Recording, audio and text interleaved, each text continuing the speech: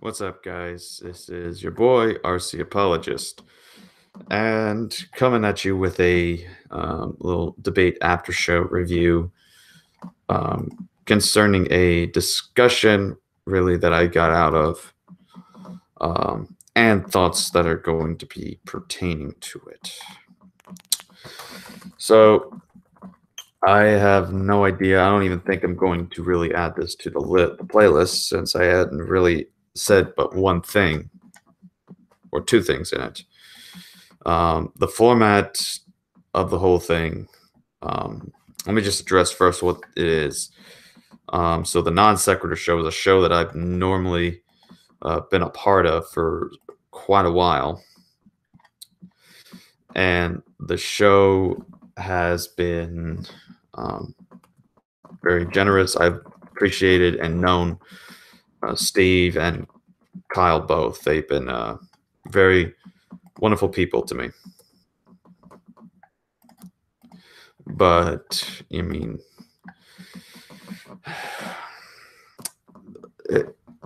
to me, this is just one of those things that I wish I just didn't join because for this discussion, what happened was it was called Faith, the good, the bad, the unreasonable, where it was. Uh, oh, wait, hold up. I sent somebody the wrong thing.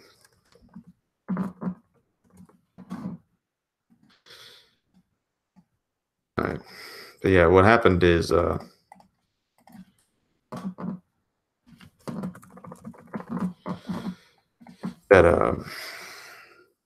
sorry that taking my time a bit out of breath.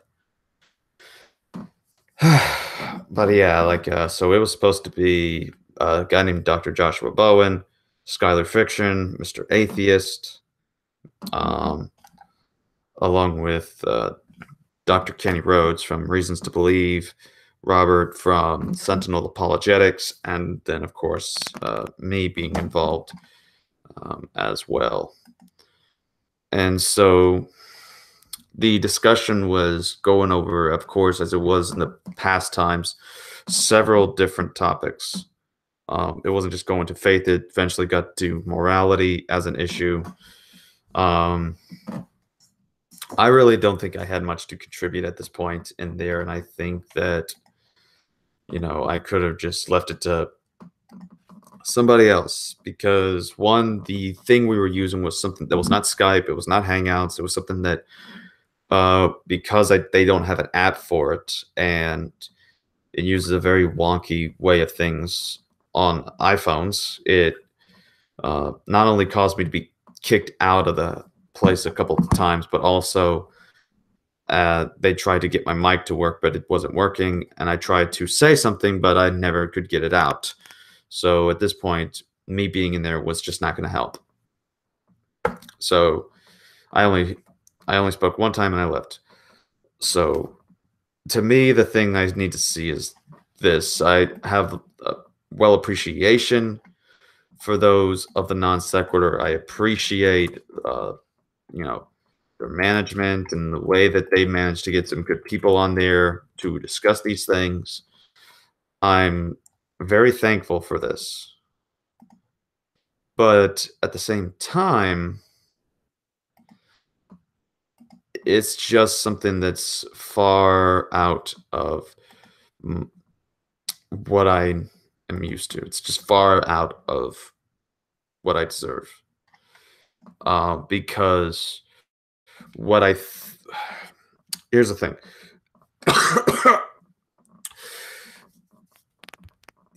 What they do is a discussion. And I'm not used to that issue, especially when the fact they can go to different topics at any moment than what has been scheduled, such as the topic being about faith. But then I felt like the second half just switched to is this right or wrong? So morality was now the topic instead of faith. And this wasn't the first time it happened. The next time that it happened was that, the very first time that it happened was the first time I went on there. And we went from talking about is hell a real place to eschatology and then all these other different views of Christianity, and I just that's just not me. I don't when it I guess just the way that I've gone into these different things over the years, I'm much more used to like very strict, structured, formalized debates that require time to control and make sure to other people get a chance to say what they have to say. And I to me, it was just something I wasn't seeing from there. That there was times I was able to let it go and let it, do its own thing in its own course. But ultimately, you know, and I don't know. This is why I'm having doubts about going back on there. But apparently, there are people that still want me on there, and so the only thing I would suggest is just simply that if I were to be called on there the next time, and I'm going to tell Kyle about this, is that one-on-ones. I don't need like a whole 3 to 4 people type of panel. Um,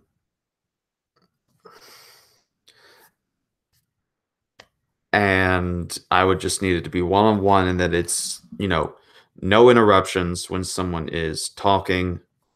That's why I try my best not to do that. Yet there were people that were saying, "Dude, you need to get in there and speak." I'm like, I'm not interrupting people. I'm not going to break a vow that I put in how I behave when it comes to debates. Um, and as to the non sequitur show, apparently is watching, saying if I felt the other 2 debates didn't get equal time. The only thing that I say um, what had at least equal time that were decent was like the only times I actually felt like the debate got somewhere and actually felt more like a debate, even though it was still loose, was the time I debated Smalley and the time that I debated Godless Engineer. Those were the times that I felt like the show was actually at its best and professional while I was there. And I felt that we got as much time, though I felt like, especially in the Godless Engineer one, there could have been more we could have done. That's why I was blown away when I was told not to continue further when I had like about 15 to 20 pages of notes that, that's just what I was used to. Whenever we do debates, we get our notes set up and we lay them out so that when we're giving out our presentation, then we lay out each of the points that we address and then continue to take notes as the person then gives their rebuttal and their reply. That's just something I'm more used to. And so, you know, I'll still come on as long as, the discussion is a little more strict and structured. It doesn't have to be a formalized timed debate, but just something that's a little more strict and structured because I'm more used to dealing in the professional matter on the discussions in terms of a formal debate format. Um, but like I said, I'm not dissing non sequitur. They have their thing. It's managed to work well. I mean, obviously, otherwise they wouldn't have the kind of people that they get on there that they feel that end up feeling like they've been treated kind and that they've had a fair thing going for them. So I appreciate very much what they have done.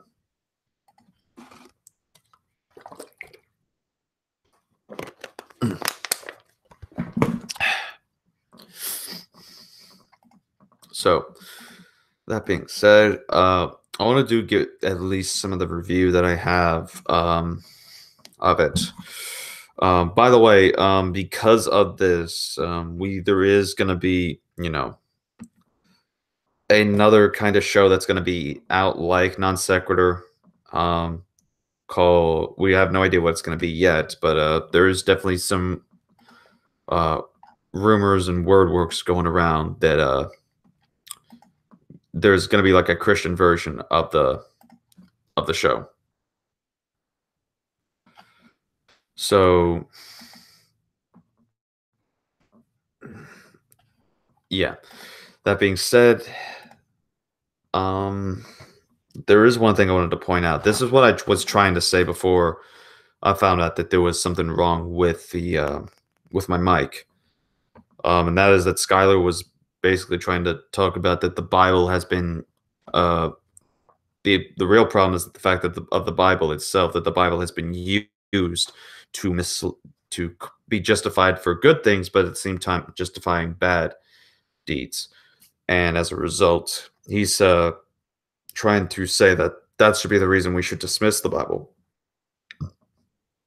and not put any faith in it. But to me, what I was going to respond that I took notes on was that, you know, we should condemn science about that then. Because, well, science has its use of times when it's been used to bring about good, to bring about medicine, to bring about a cure to things, to bring about things that can benefit society and help make life easier. But at the same time, has been the result of creating things that have made life hell, have made life bad, and have caused death and destruction upon people. And one example I was going to give was a scientist by the name of Louis Pfizer, who created, from what I looked up, I don't know what exactly it's called, but it's something created that helps in a synthetic form of vitamin K that helped with blood clotting and all that. And this is something he got a award for, I think Nobel award for. But yet at the same time, this same scientist that made this vitamin K type of thing, he also invented the weapon used known as napalm. He invented this, and this was used then to destroy, to kill, to harm. And I think there was a way that it's definitely seems harmful at that point and can be used for evil, for wickedness. And so that's not the only case, though. That's not the only instance. So, I mean, anyways, I'm going to try to, if anyone that I'm familiar with wants to join, I already sent it to Kyle, and then I'm going to go ahead and send it to Cirrus. I'm just going to be doing a bit of a after show kind of thing on my end, because I know while they got their own thing going on Steve's channel, there's some over here in my channel that probably either didn't get to watch it or they're just more used to this environment. So we're gonna just go with this and see what happens. So overall, I think though my thoughts on the whole debate discussion is that it could have gone a little better, but I mean, I think the main problem was the fact that there was interruption to the point that I'm glad at least Kyle managed to try to take action and keep everything under control. I appreciate that in him. So, and of course, my stomach's churning and not feeling pretty well.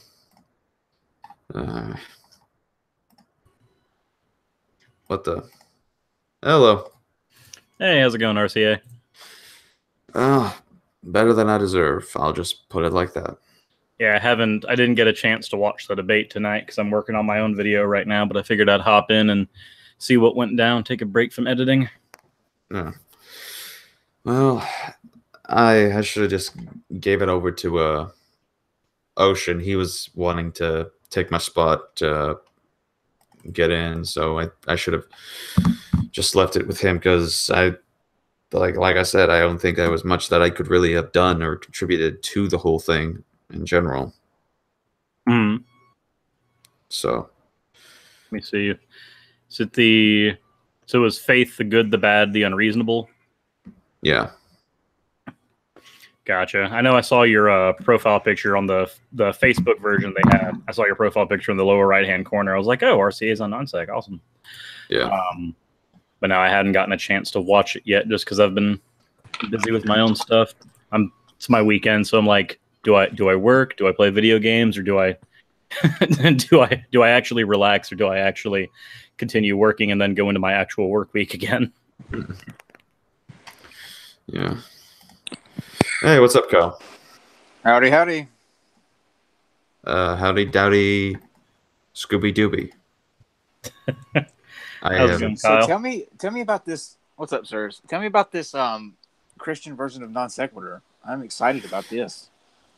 Well, there's really not much that's going on right now. We have one guy, Christian man, that's we've considered doing something like this before, but it hasn't really, we haven't really got a chance to start anywhere. Like, he was going to be the guy that was going to try to be the backup to get the whole Max Colby debate going on before he, of course, canceled that.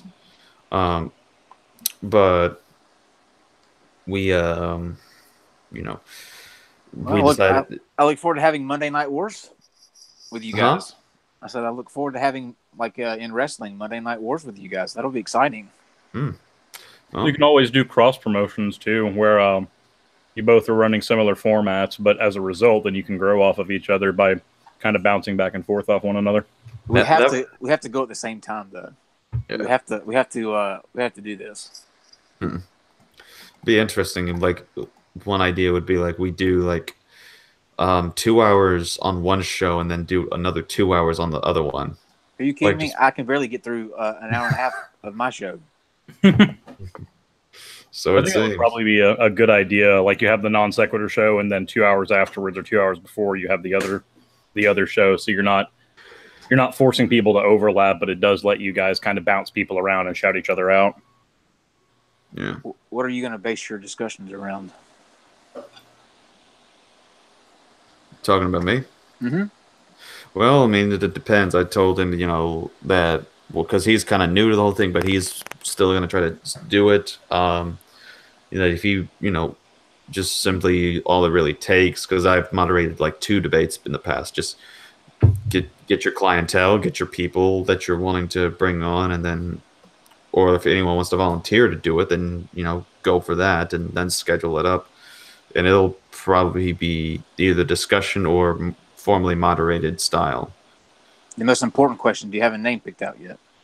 No, I don't think there's a name picked out yet. Like, it's just really seriously starting to be considered. Back then, it was only like thoughts that were considered, but now it's really starting to be something taken seriously. Excellent. That'll be fun. And speaking to your other point about the formats, I can't come on here and say that you're wrong in how you feel about the formats. That's just personal preference on how you like to debate. Me, when I was putting this show together, I was never a fan of the structured back and forth timed. It just seemed too boxy to me. It's too rigid. You don't get to, like, see people think on the spot and answer in a more improv way. With formal debates, you have prepared remarks. It's just very get up there, read, and then go home. Hey, Kyle, have you seen how the Bible Beer Consortium does a lot of their stuff? I believe that I have seen one of their. I haven't. I think I saw the Matt Dillahunty and was it Slick that he did that on? I think they did it. I think they the Bible Beer Consortium did the Slick one. The Slick one isn't the one that I'm thinking of. They've done a few debates, and RCA, you might want to try this structure for a few of them as well, where the first half of the debate is like instead of a 5-minute opener, you get a quick 3-minute opener, and then you get, like, you cut the time that the people would normally have in a debate in half for their formal section, and then for your latter section, for a good 20, 30 minutes, depending on what they're comfortable with, how much time they have, that's when you have your back and forth discussion. So you get kind of the best of both worlds, and they can perform better on one or not better on another, depending on who you've got. Because there are some people that just cannot do discussions, and there are some people that just cannot do formal. I mean, when you get down to it, it's personal preference. But like with me, when I was creating this show, I decided early on that I didn't want to go that format. That format's everywhere.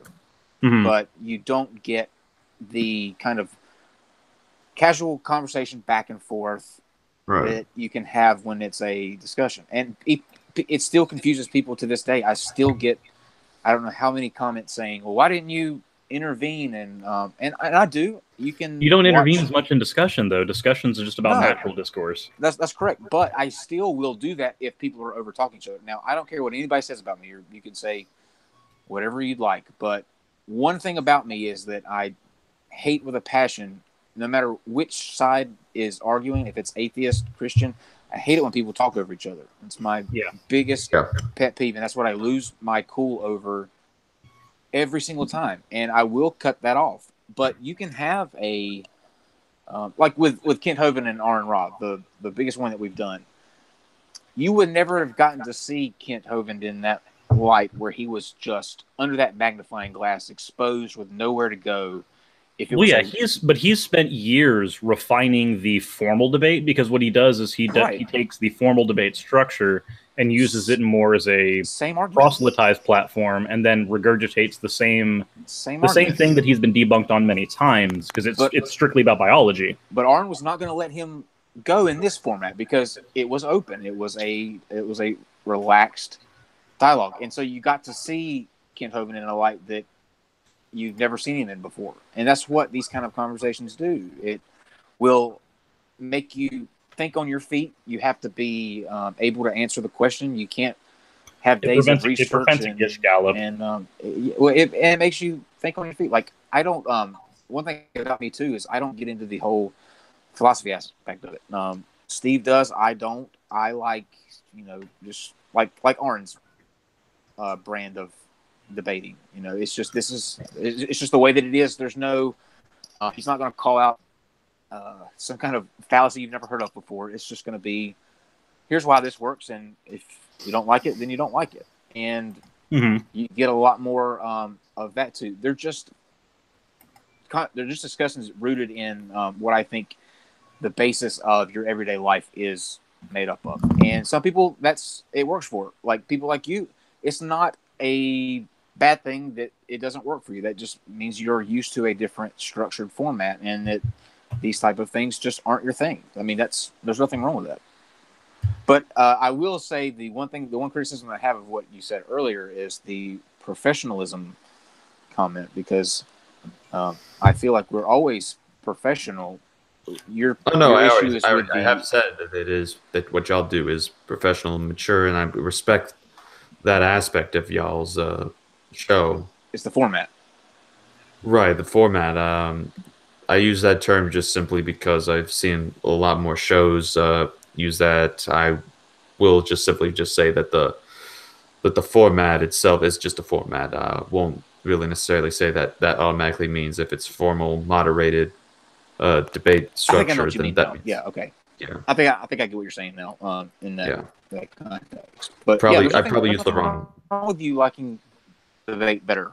And if I can find somebody that is willing to do that, then I'm totally cool with that. If both parties agree, it's just not what we set out, when we were building this brand, I guess, that we want to be known for. We want to be known for the discussions. Not to say that we won't do formal debates, because we actually have the one in September with Answers in Genesis that's very, very, very structured, and we have rules that we all had to agree, upon beforehand, sign the things, and so that will be very rigid.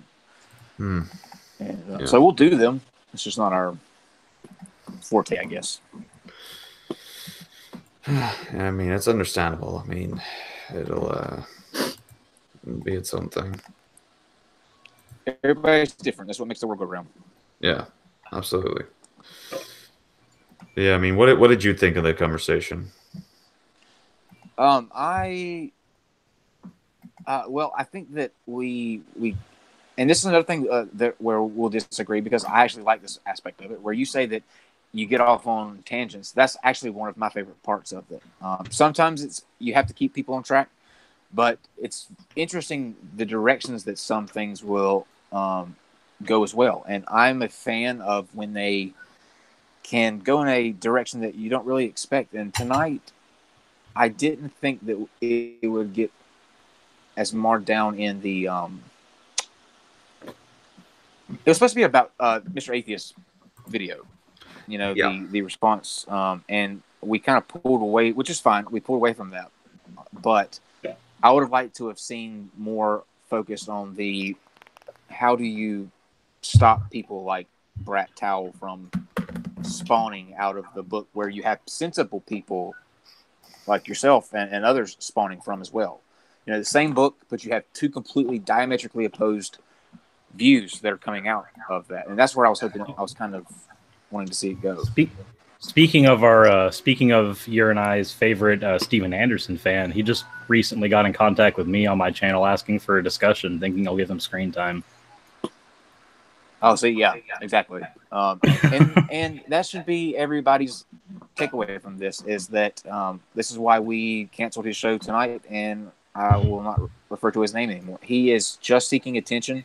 I don't believe that he believes any of the hateful stuff that he spews. I think Ben the Baptist does. He's somebody that I believe really believes what he says. But Matt Powell, I don't. I think, dang, I just screwed up my own rule. Said his name. Brat Towel.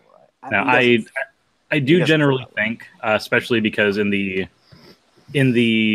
live chat, whenever me and him spoke in live chat, he basically said, "Oh no, your video on Anderson was stupid, and your videos are shit." And I'm like, "Well, that's fine. I know my format's shit.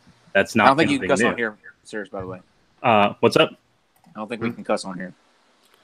Well, I mean, try not to make it a habit. I let it slide. Fair enough. Then he said my channel is crap. There we go. We'll fix that one. Yeah.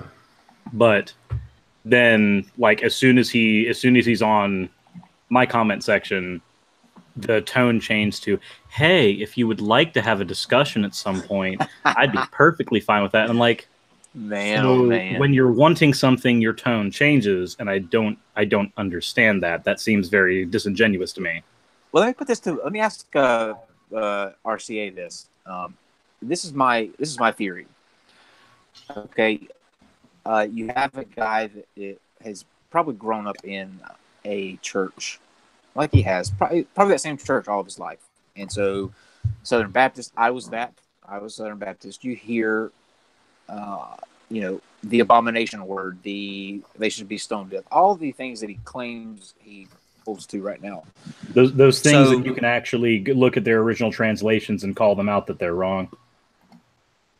Yeah, but let's say I'm not saying this. I'm not saying that Powell is a closet, but let's pretend for a second that he is. Now, I was in his shoes when I was a Southern Baptist boy, and what you tend to do is you tend to project, and so you become hateful towards that because you want the attention reflected off of you. It's just a natural thing that happens. So that's one aspect of it. Now, let's take the aspect of him doubling down and him getting up there and saying these hateful things. All right. If I get Pathos to write a blog about me, Dead State to write an article about me, he's going on our show, he's going on Godless Engineer, Godless Cranium, all of these, just making the rounds with all of these shows, right? Mm-hmm. What got him on those shows? Him saying those outrageous, hateful things that nobody subscribes to. So he doubles down on that because he knows it's working. People, the more he spouts stuff off, the more people want to see him out there.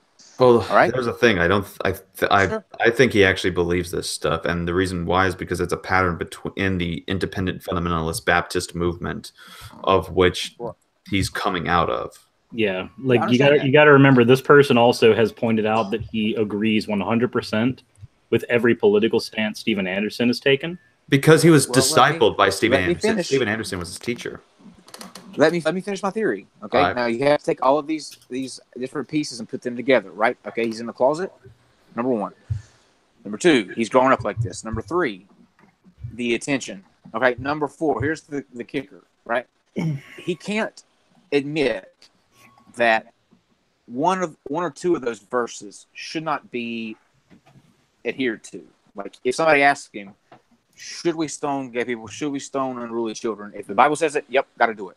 Now, if he concedes those 2 points. If he says, "Well, I don't really think we should do that," poof, it's gone. To him, it negates the entire book.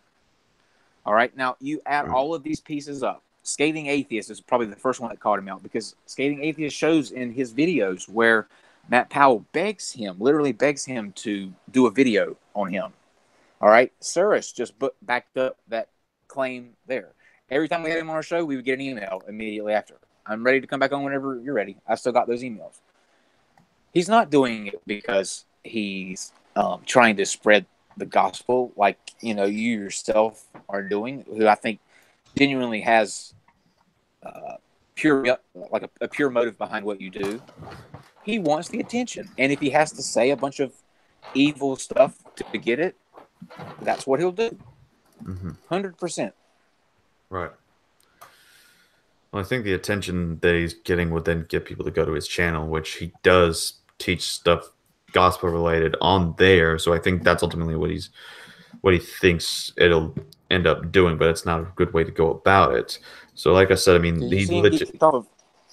Sorry. Like, did you see him throw Rob out of that hangout that night? Which hangout?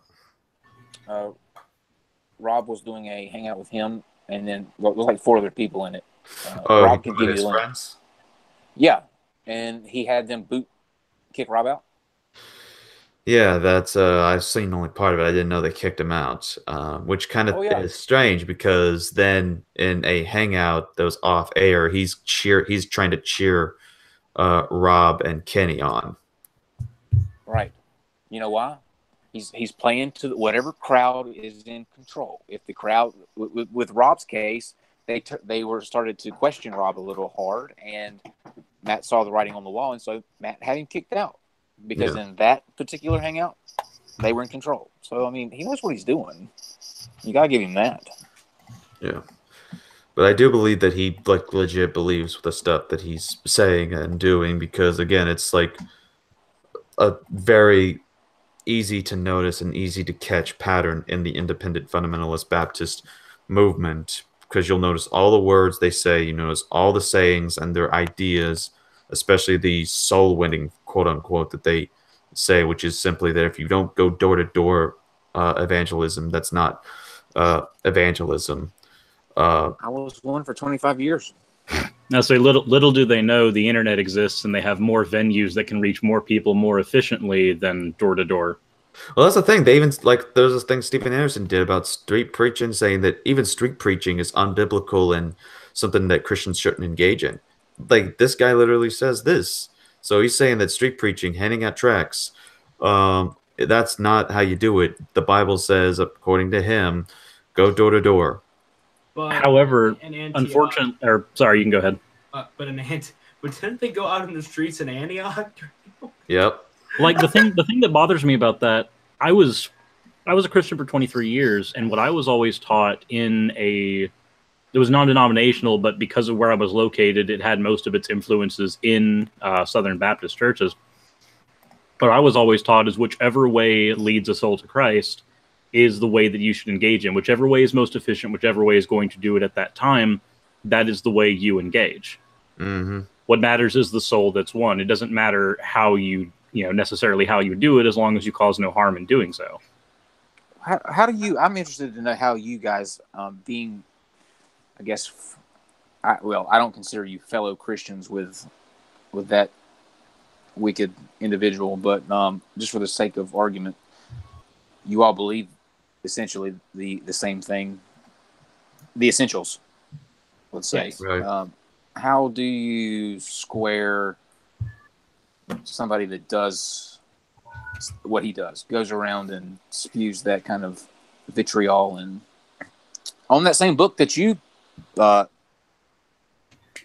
deem holy as well? Is there a kind of are you offended in any way by what he does? Well, I'm not offended, more so than I just am showing that, that he is wrong in how he goes about doing these things, and that the Bible that he claims to hold to actually refutes what he does. That's why I was appreciative when, for example, another guy that is in the same fellowship as Matt, which, that's the whole thing. What I'm trying to get at, these independent fundamentalist Baptists, they're such a small group. They always stick together. That's why you got usually Steven Anderson gets involved somehow. So Ben the Baptist, big friends with Matt. Ben goes out and, he's saying that, it's about being mean. The Bible tells us to be mean to people when in reality, Jesus, the apostles, tell us something completely different. In Colossians chapter 4 or 5, I forget which one it is, it tells you to be gracious to outsiders, to be humble and not to, be stern or like aggressive or rude. Then you have the model of First Peter 3:15 and 16 that says to do so in apologetics. I'm hearing an echo from somebody. That's probably me. Hold on. And that doesn't offend you, RCA? The way that they carry on doesn't offend you? Well, to me, they're just representing themselves at that point, so they're not representing me or trying to necessarily do anything bad to me. To me, that's only the fact they're just doing that, and I'm just simply called to either correct them or to just simply give the true perspective of Christianity that this guy is not providing, because he's saying that, he's corrupting the concept of reprobate and how it should be understood. And he is limiting who the grace of God deserves to go to in terms of who the message gets to be delivered to. And at that point, if it's been considered reprobate to this person, then it's just insult them. And basically, it's a version of what Richard Dawkins once said when he said, mock them, ridicule them in public. That's just all that they're promoting, but except in what they're disguising as Christianity at that point, is just taking the words of Dawkins and then using that as the motto for the way they do things. Right, but then they're bringing the moral high ground of the Bible. You know what I mean? They're bringing that extra element into it. Right, and they interpret it wrongly, and this can be demonstrated, and as it has been done before, been proven wrong. Are they interpreting wrongly though? That's my question. They are, because here's the main thing.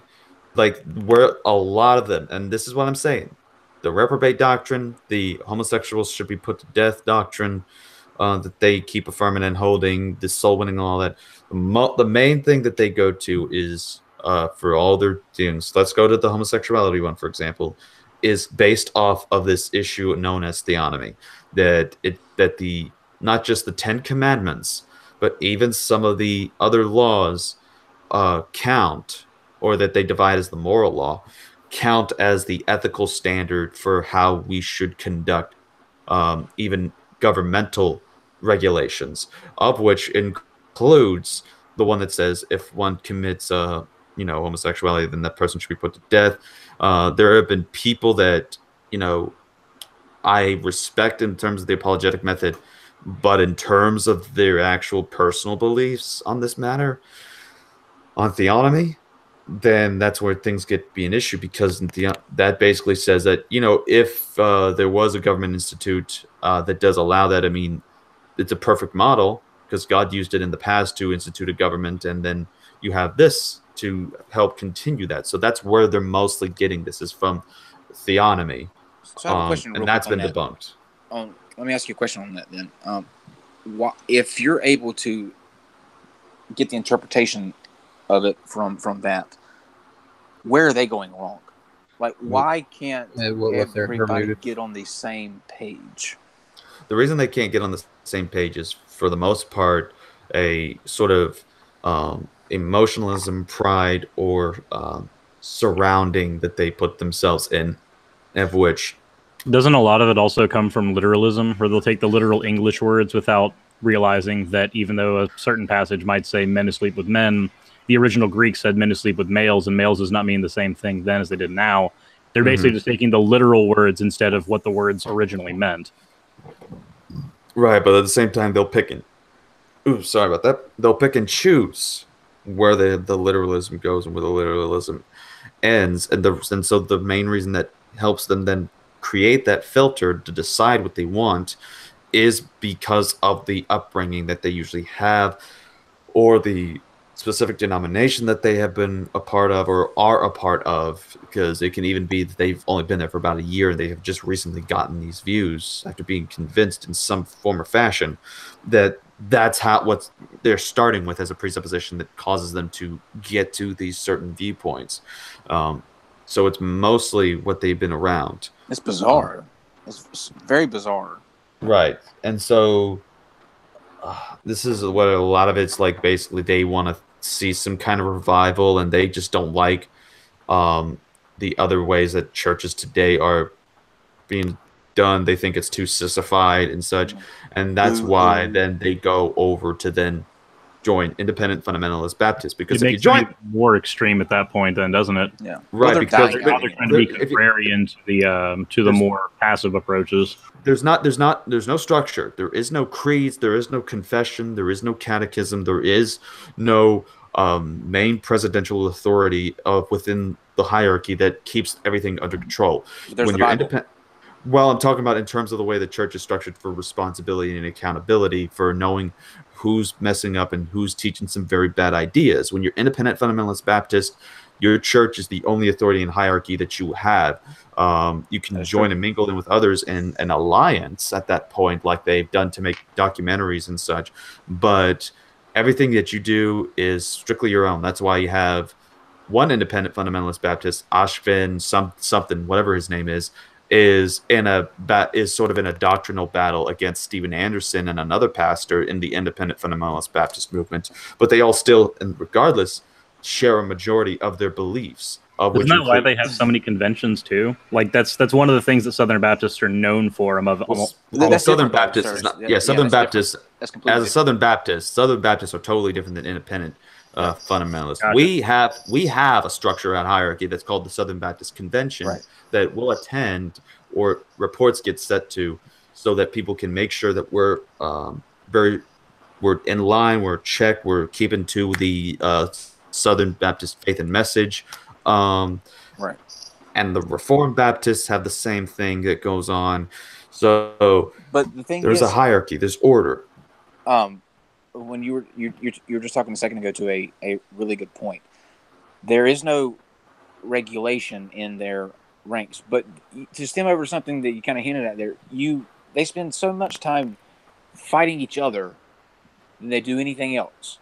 It seems like there is at one time so many fronts that you're having to fight on.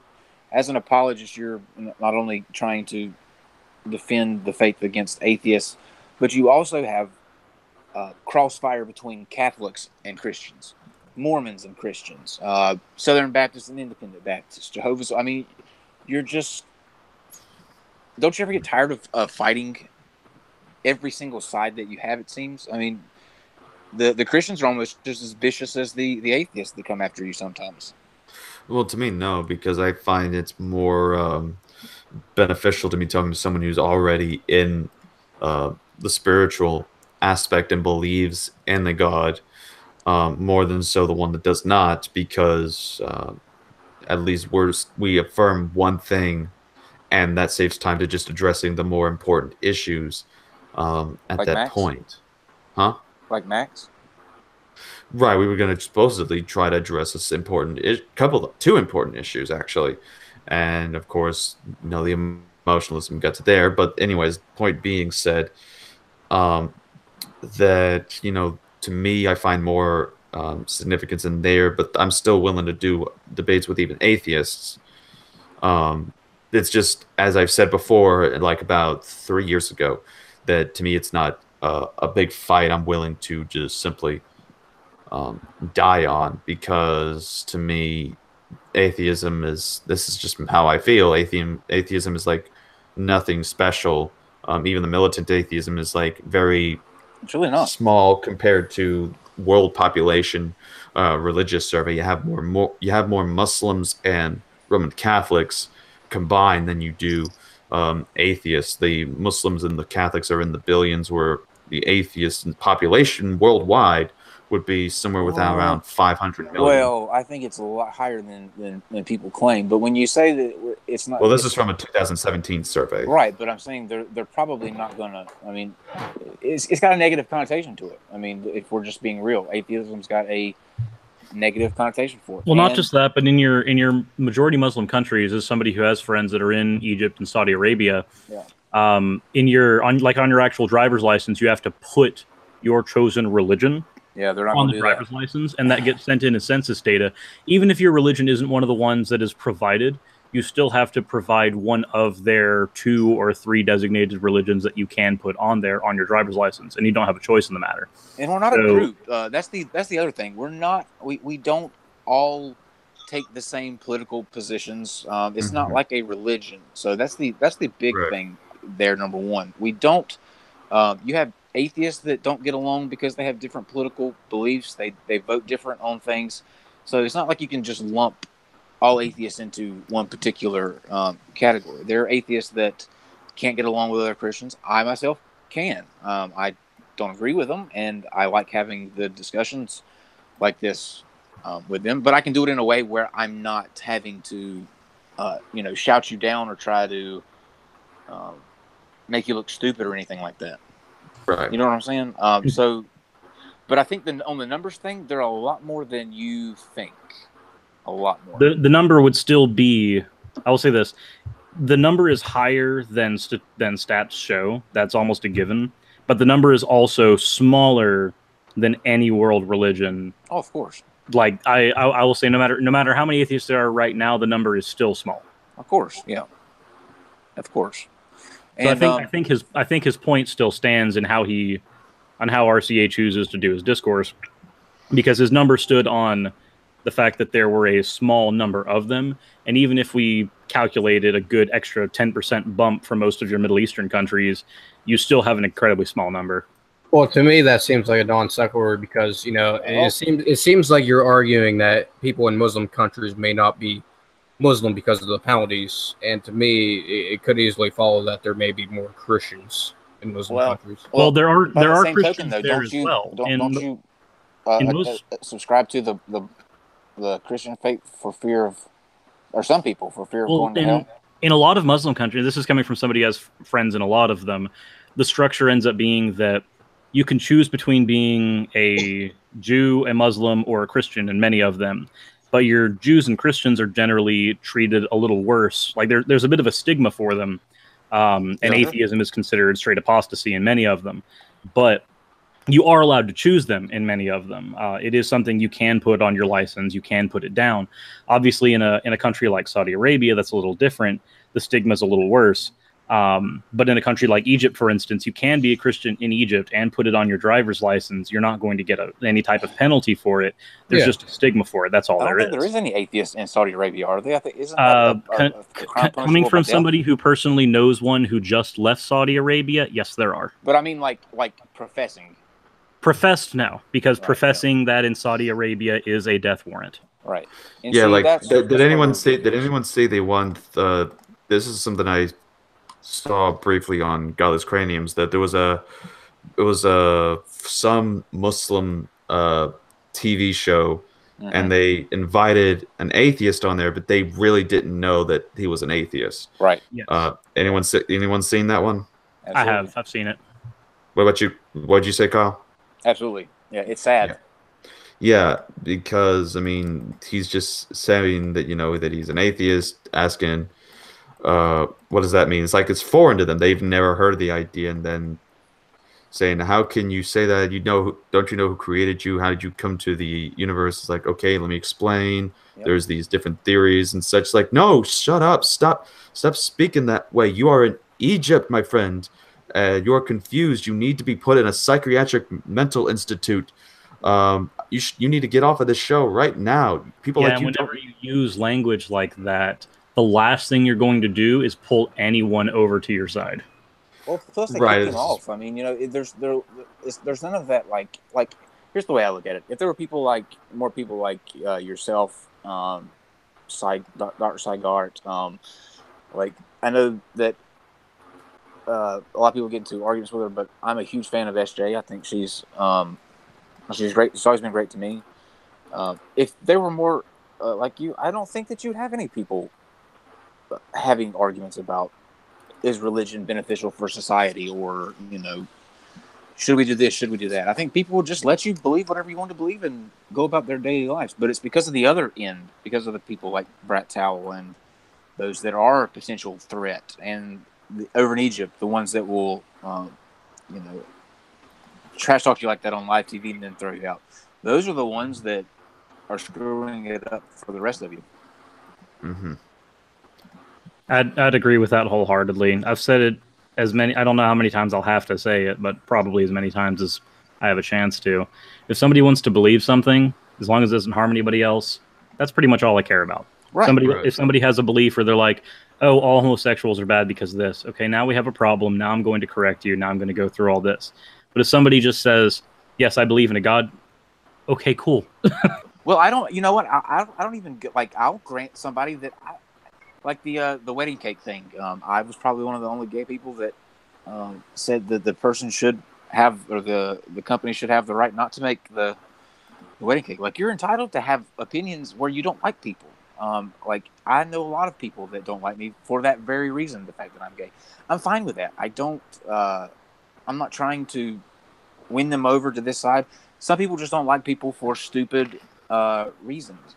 But it's when you are in a position where you use the threat of, eternal damnation, or you're in a position where we're voting people who make laws into positions where they can actually impose something on me because of, who I choose to love. That's where the issue comes up. But, if you just want to go about your day and you just don't like gay people, but you're not going to stop them from getting married or, things like that, then I have no issue with you either. I've had many good conversations with atheists, except for Cirrus, of course. I don't know too many people who like him, but just kidding. Just kidding, Cirrus. I've never been on your channel ever. What are you talking about, John? Yeah. Yeah, he was robbing a bank with me that day. See, atheists and theists can commit crimes together, There you go. I have plenty of theist friends. Plenty of theist friends. Yeah. That was just a joke. I'll say I've been like I've never had it, like, obviously me and SJ have our differences, but I've had 3 live discussions with her, and we've never come out not being able to have another discussion afterwards. She's cool. Just don't mess with her on Twitter. Well, I've messed with her on. I've not messed with her on Twitter, Not but when you, she said a just few people things, who I've piss said her off. areas where I disagree. But like with RCA, with JMD, with SJ, regardless of what disagreements we have, I'm still fine with us having conversations. I'm fine with us having discourse, because I've never seen, at least specifically with you two, a little bit less on SJ's part, I haven't seen any hatred or vitriol being spoken by either of you, so I'm willing to have discourse as many times as we have time to. But that's just how I feel, honestly. I think I agree with Kyle 100% that it's the vocal, virulent ones that cause me the most issue. Right, and that's where you guys get caught up in the fray, where you feel like you have to defend your faith, but it's not that you're defending it against us because of what you believe. What you believe, although we don't agree with it and we don't think that it's true, that doesn't mean that you don't have the right to believe it, but you're not harming anybody.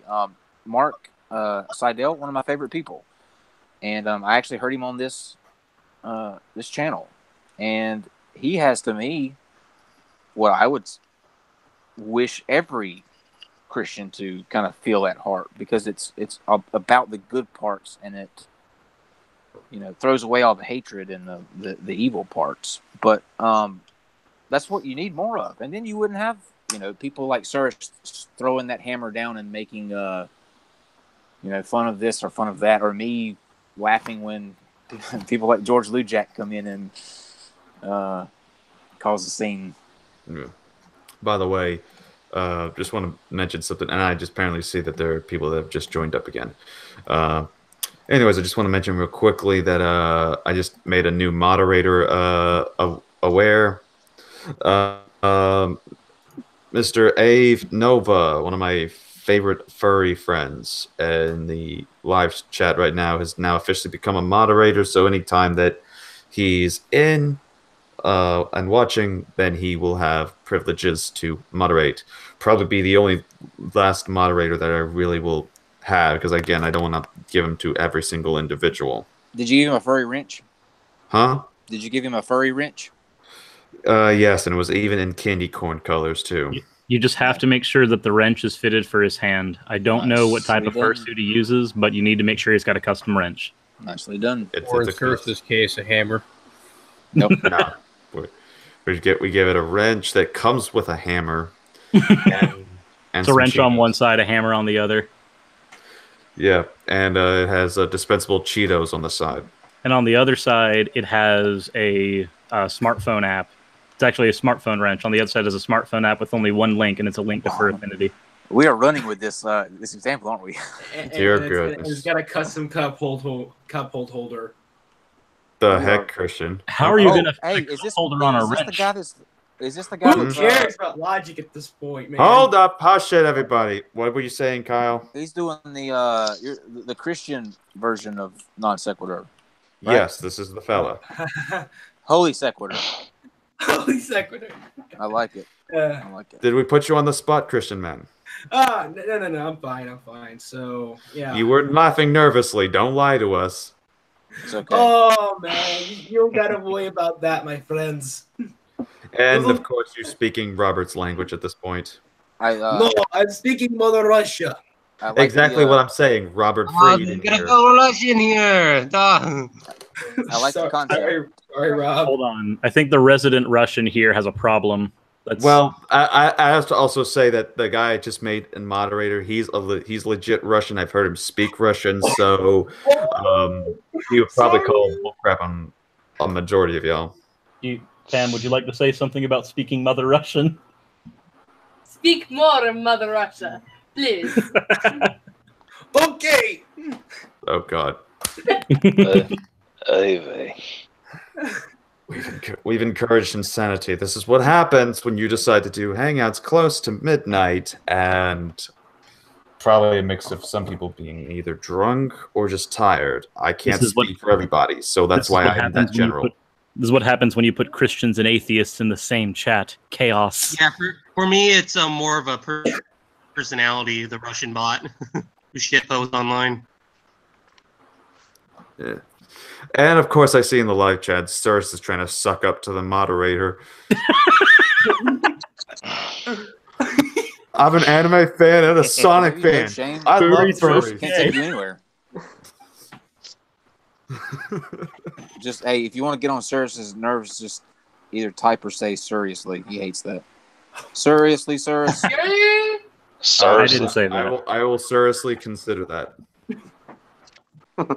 RCA, I want to let you know something very important. Okay. What is it, dear? I will find you. Oh. Seriously? I know what convention you're going to. In that skirt, sir? Oh, yes. So. I did mention, folks, since he's bringing this up, it has been planned and confirmed. They've already made announcements for the next year's Louisiana. I will most likely attend. They have confirmed that they have got my submission for the next panel to do. So we'll see where that goes. But believe me, I will make sure to have plans to attend this year because the convention was amazing. I loved it, especially the people that I was there with. So hope to see if any of y'all go there. And of course, hopefully, one guy may show up, Mr. Seriously Cyrus here, who says he'll find me. Apparently, are you into anime too, Cyrus? I am into anime. My question would be what was the date again for it? I'm gonna take a look right now. Because why? Like, you don't be dissing it. Anime. April 19th through the 21st. I'm not dissing it. I just don't get it, and I want to understand it. Like there's so many aspects of the online world that I was not. I will say this, Kyle. So have you watched anime at all, Kyle? No. I tried. It scared me. Okay. It terrified me. Here's my suggestion. And RCA can knock this suggestion down if he likes. My suggestion: if you have never seen anime before, the best anime you could possibly watch to begin with, just because it doesn't have any like ridiculously weird, and it's very well structured. It could almost be just a live action show in its own right if it wanted to. Do you realize what you're trying to sell me on this point? And you start out with this one because it's not like the rest, ridiculously weird. No, not that it's not like the rest. There's that. It's because if you're getting into anime, the last thing I want somebody to go like, oh yeah, my first anime was Fully Cooley. Oh, that explains why you have a stigma. Is that a thing? Is that a conversation people have? See, There is a conversation to be had about what anime is a good anime for somebody who has not started watching. Yeah. And generally speaking, one of the easiest ones to get into, and I'd highly recommend, would be Full Metal Alchemist Brotherhood. Yep, absolutely. I appreciate your recommendation, but I am not trying to get into anime. Like I said, I smoked up really high one night, and a friend of mine had some playing on her laptop, and it terrified me into never wanted to. I would. Okay, Kyle, you and I are going to have like a game or something where if you lose, you have to watch FMA Brotherhood. What I'm saying is, no matter if you lose or win, you win. No, I'm trying to avoid it. Sorry, no, you need to watch FMA Brotherhood. If you only watch one anime in your life. How about Let me give you a list, Church, of things that I don't understand. And this list, I am not. Let me say this straight away. I am not making fun of any of these communities, except for one. One of them I am making fun of, but for the rest of them, I am not. I just want to understand them. That's it. Okay. And the one that I named last will be the one that I'll make fun of. But okay. Bronies, furries, animes. Is that what you call them? Animes. Anime is plural on its own, sir. Is that a thing? Okay. What do you call anime? We call it animus, sir. Okay. Anime. That makes sense. All right, folks, what's going on? And then the last one would be incest. Those are the ones that I will make fun of. Trying to get Kyle to get into animation, but he's being very resistant. Why? Not animation. Black Lagoon. It just terrifies me. And plus I have not only a show that I have to do now, but I was not privy to these communities before I started YouTube. I started YouTube in January. Okay. Now I went along my life up until January oblivious to most of what goes on YouTube because it's a completely different world. What I would say for all of those, if you want to understand anime, FMA is a good start. If you want to understand it, because you said you do want to understand those communities, might I point out that to understand any of those communities, you will have to dip your toe in the No, I want water. people to talk to me about them. I don't want to watch them, and I don't want to have to dress in the costumes or any of that. You don't have to dress in any costumes. You just have to sit down and watch a show. With furries, I do. That's the part of the thing. Watch Dragon Ball Z. I don't think Dragon Ball Z is a really good opening anime anymore. This is coming from somebody who desperately loves DBZ. Can we go to Bronies? I just want to talk about Let's not. As much as I have a couple of friends that are in that, let's just welcome the fact that we have new people that have not been introduced. We have General. We have Han Solo's here. Yes, we have the White Engine. We have some guy that looks like a jihadi ready to blow us up. Sorry, this video is going to get taken down. Racist. So wait. Cursing is bad, but saying that somebody's going to commit suicide and kill us is not bad. But let me clarify real quick before you move on, I was not making fun of any of those communities. The ones that I was making fun of are the incel people. Well, you're never going to understand the incels. I'm sorry. Who are the incels? What is this terminology? Trust. That's what I asked. Google Elliot Roger. Involuntary celibate. Involuntary celibate means that it's not their fault that they're not getting laid. That is a true statement. Yep. Okay, but let's just hand the talking stick to Robert, to General, and then to White Engine. All right, let's get this out of the way since this has been one thing that just got brought up before everybody showed up. Hey, baby. I am going to stab both of you. Anyways, let's go ahead and get to this. No, actually, I was meant to say Habibi. Oh yeah, I was going to correct you on that, but it's okay. Not many people.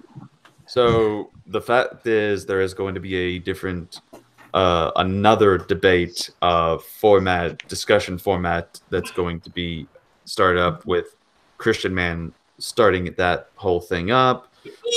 So how is, and he, of course, he's happy as a child who just got his first lollipop. Anyone's I'm gonna thoughts keep quiet on on that? that one.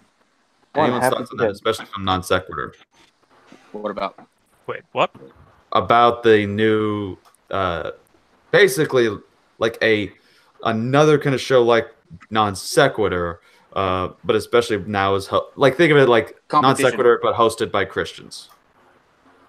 That's Christian, basically the that's I was basically the thinking John about Ackerman that. show. I think they should have a show where it's literally an atheist and a Christian who moderate it, or just an agnostic. But why not a show. That Muslim? would never go No, anywhere. That's Well, literally a John okay, Ackerman show. theist- No different. That's theist- the point of the plan. That probably is that once we start that, then the Muslims will see what we're doing. Then they start theirs, and then the Hindus see what's going. Well, they start theirs. Then the Buddhists. Hold on. And then we go hold on. 1 second. And then we But get there are the two. woke There are people. two key things here, though, that you have to consider. Okay. Sure. Number one is the name. The name is the most important thing that you need to square away first. But number two, there's already one of these shows, and it's called the Christian Experience, and it's hosted by G-Man. Okay, so there's no. That's need not. for That's this. gonna last very long. No. G-Man No, doesn't. no, G-Man. no. G-Man's Did a you really heretic. He just did doesn't you really count. just mention the cursed words? I was totally being sarcastic, and it offends me that you guys took it as I was being serious, like I was I giving don't- him a plug. G-Man will come on my show. Because I know He- Kyle's mind. He's a heretic. He doesn't count. He doesn't know my mind. Rob knows my mind. G-Man is. I'm sorry, he's just An- a. anyway, embarrassment. just quickly. Hey, Robert. I don't know. let's- Order, I don't wanna order, rehash order in too the much, court. but- Order. Robert wants to say something. Okay. Yeah, I don't want to rehash a lot, but RC, what happened? You didn't- What happened was that apparently my phone is a piece of crap when it comes to getting these debates and such going on. Since there's no app, so as a result, apparently I was trying to talk, but the reason that apparently y'all couldn't hear me is because my mic just doesn't work at times if I'm muted for too long. And he yelled at me thinking that I was ignoring him, but nobody heard him in the thing. And then he gets on this stream and defames me and talks all this junk about It's all Kyle's fault. what we do. It's What does the Kyle's Bible fault. say about bearing false witness? It's all Kyle's fault. Hunter, you are not allowed Bearing to speak false unless the witness camera against is on, my sir. neighbor. I'm sorry, I couldn't hear anything Kyle was saying. I think he Turn that muted camera himself. on, sir. Oh no. Oh goodness Oh, no. gracious! How about the ad hominem show? So Oh my gosh. There's already. I hate to tell you this. This is true too.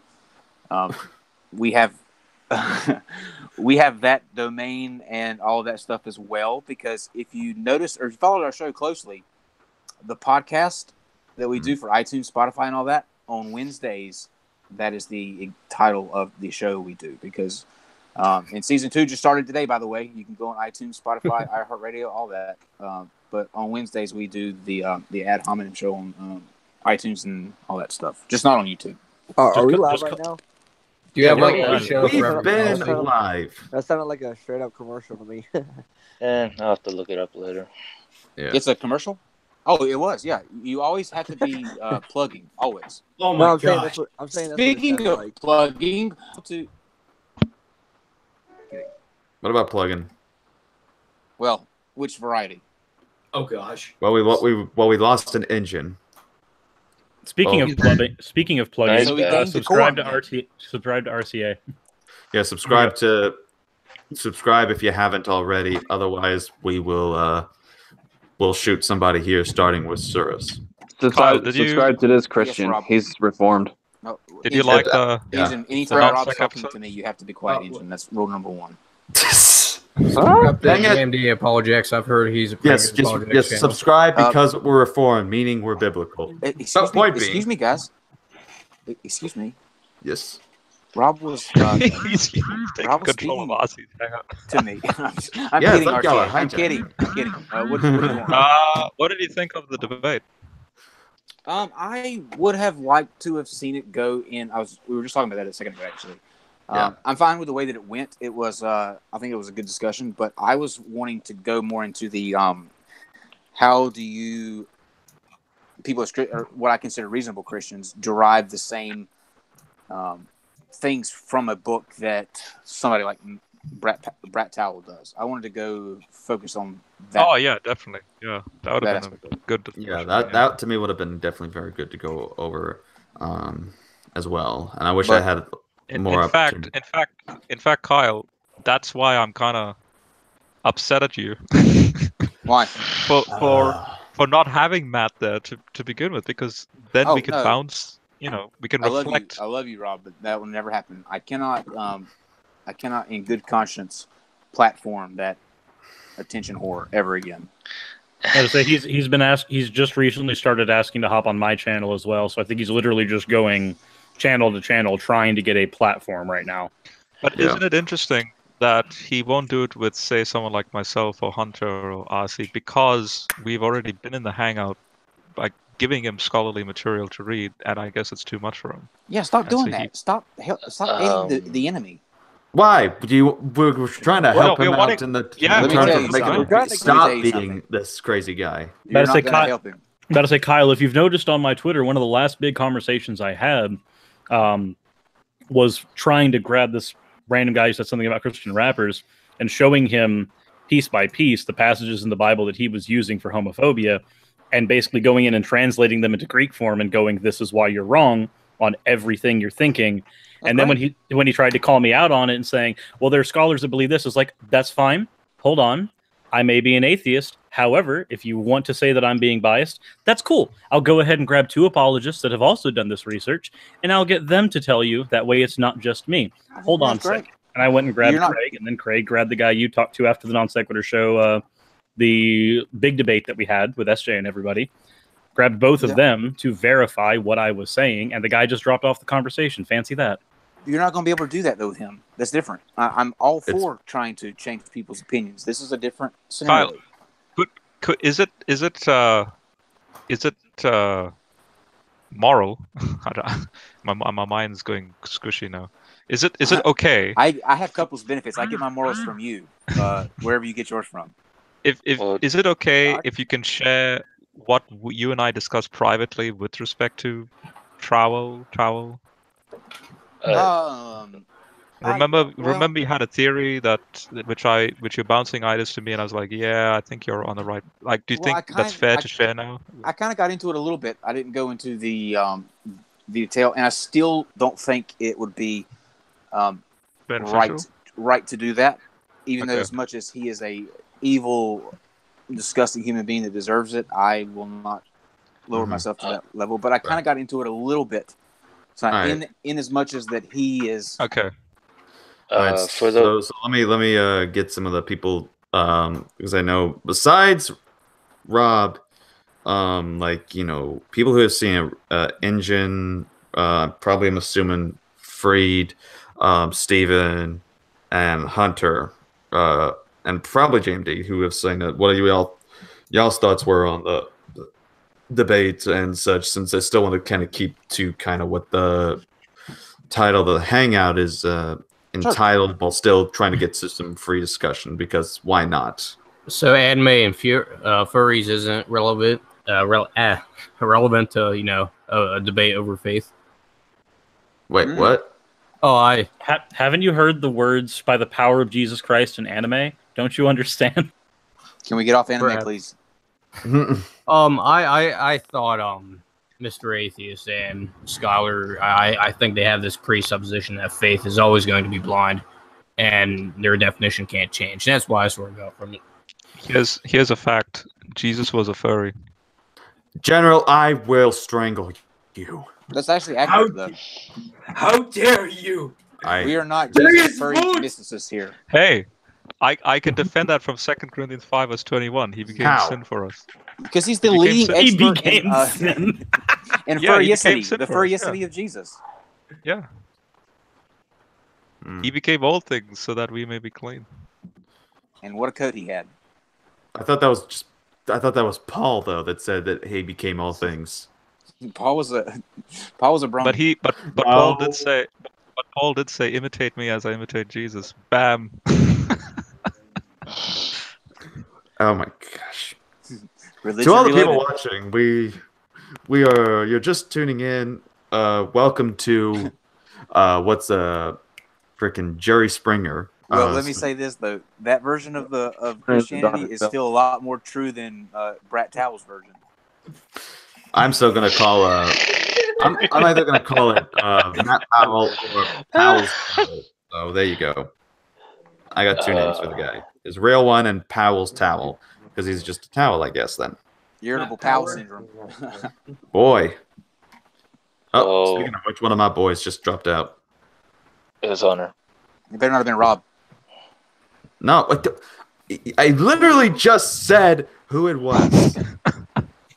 Oh yeah, RC. Didn't What? Jesus have a lamb in his arms as well?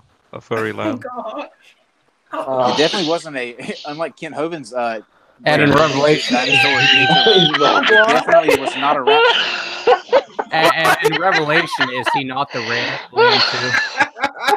And he gave Jesus a bowl cut. That's what I don't understand. Like RCA. giving him a dinosaur, but Steven, don't give Jesus a bowl cut. Steven, you might want to keep that mic away from your mouth. It's hard to hear everyone else. I don't even What was believe your in joke Jesus, again? and Sorry. I was offended that he gave him a bowl cut. All right, so let me just address this. JMD. General, I love the both of you to death. But I will probably have to do something else to cause you to the death if you bring that kind of stuff up again. I think you're my gonna goodness. You're That is gonna have to change the title of this stream to "Jesus was a furry confirmed." With a bowl heck I cut. will. Don't forget a bowl cut. What would Jesus do? He would not get a bowl cut. Okay. What was your joke that made Stephen laugh so hard about Steven Anderson? I mean, that's No. It was that comment about Kent Hovind about Jesus riding a raptor or something. Then he posted a picture. There's a Look thumbnail. at Look how Jesus pets this lamb. Rob, I swear. Anyways, point being, haven't you read next the Bible? person. Since I don't know. apparently Hunter didn't get to respond. Engine, since I know you saw it, I don't know too much on if Freed saw it. Engine, what are your thoughts? I saw bits and pieces of it, and like the other guy said, the atheists were just presupposing that faith is blind and irrational, and all like believing what you know isn't so, and all that crap. Sounds like you paid attention. Oh, sounds like what? Sounds like you paid attention. Yeah. Oh, you had a bunch of well, comments. in Mr. the Atheist conveniently ignored my argument that about Darwin and Look in the slavery. look in the chat, guys. That is What? a true flyer from Dinosaur Adventureland. Now, I want you to see what they did to your Lord and Savior. Yeah. Not only did they put him. I'm not kidding. This is Ken Hovind. Yeah. This is true, 100% true. I'm not kidding. Yeah, this is true. They gave him a bowl cut, the most offensive thing that they could have ever done. Guys, Instead of putting a hold on. lamb, they put Stop. Let me pull this up. I almost feel like I'm singing that song. I took him into the window with the sound up. I want to tell your audience, this is worse than seeing Jesus on a crucifix, actually. Look at that hair. All right, so look. So they cut out the long hair, which of course, I'm not going to take too much of an issue with because, I'm not into the whole, like, That's long because you're not hair. him right now. Well, no, I'm talking about, like, the whole long-haired Jesus kind of thing. I, of course, I'm familiar with that ancient Near Eastern depiction that was done. But still, the fact they're trying to do that, and then, of course, take the lamb picture, which there was a meaning behind that art piece, and just simply replace it then with that, just kind of removes the whole point. Is there a bigger middle finger to everyone than that right there? Yes. Yes, there is. There's this one right here. Jesus holding a. What is this? This thing right here. This is much worse. Let me ask you this. Hold on. Cool. Sir, hold up. Sirs, let me ask you this. Who made and was showing that? The Bible 2? Yeah. Who made that? Let me see. Probably Seth MacFarlane. No. Be surprised. If you've seen the Family Guy clips of them, By the way, guys, I'm gonna head out. Any last things? Written by. I'll be there soon. You're dead to me. It says it's why did you by delete Z.M. Thomas. General. Yeah, why'd you delete Jordan Peterson's vids? Oh. Oh yeah, I've had to cull a lot of videos from my channel because Jordan Peterson. YouTube has Who's that? released this new matchmaking tool or something, and basically it's a channel killer. So even if you upload videos through a Creative Commons license, and I wasn't even monetizing my videos, like I don't earn any profits from it. You're still eligible for copyright. So what it does is it looks for duplications of the video on YouTube, and Yeah. it just deletes the ones that were uploaded after the original was uploaded. So, which I think is ridiculous, but anyway. Rob, you don't like Peterson, do you? Try not to ever get rid of your Michael Heiser vids. Yeah, so some of Heiser's vids are actually I've made myself, and Heiser knows that, so I'm going to keep them up. This is going Some to of be the a deal Huros breaker, vids I've deleted, but there are some I'm keeping up. So it's gone from 500 videos down to about 200, and I think it's given me. Do you like Peterson, Rob? Yes. Oh, this is a deal But breaker. I'll explain why. But I can't do it this right now. I'm too heartbroken. this thing has motivated me to make more original content, which is now what I'm going to be doing. So yeah. Good. About time. Yeah. And he uploaded that flood video, which was 6 hours long. I'm gonna be, making kind of like how I made the Acts commentary of Heiser with graphics. I'm gonna read out my Ephesian studies and Revelation studies like that. But with Peterson, he's first and foremost, he's a legit scholar from a psychological context. I absolutely was fascinated to see that his psychological conclusions of the Bible stories were similar to my conclusions. And I think you might be thinking that since Peterson believes that that ancient people thought of snake coiling was like a form of DNA strand or something, that's the only questionable aspect of Peterson I have. Otherwise, That's the only questionable? Really? If there's anything else, I'm happy to see it. Enforced monogamy? There's one. As a method Lobsters? of... Well, to be fair, the lobster thing was literally him just saying they have a hierarchical society, and he agrees with the hierarchical society. Like, as much of a meme as the lobster thing is, that's the only reason he pulled that one. So you're saying we should live like the lobsters? Yes. He's a... Is he a lobster? No, where's he wrong with the lobsters?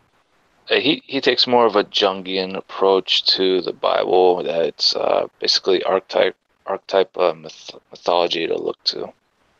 But that's, in a way, the church fathers saw that as well. They took a lot of metaphor and psychological leanings from the text, and made a huge present day application of okay, this is what happened in the past. How does it affect us today? And how to behave. So I don't know. I just don't get it. Oh my gosh, they called all your videos. What? Dang, Rob, they did call up all your videos. Well, Yeah. let me take a look. Oh my god. So I've only got 200 left. Yeah.